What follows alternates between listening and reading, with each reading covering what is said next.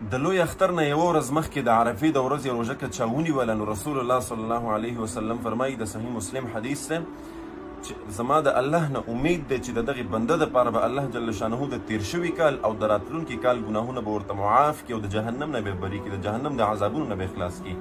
د عرفې د ورځې یوه ورځ روژه ده.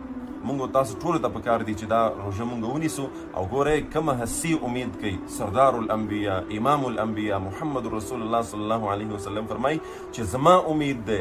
بیا رسول الله مبارک چې د یوې خبرې امید د الله نه وکړي نو هغه خبره کې بیا هیڅ شک خو ډیره لرې خبره ده، په هغې کې بالکل بیا انتظار نشته.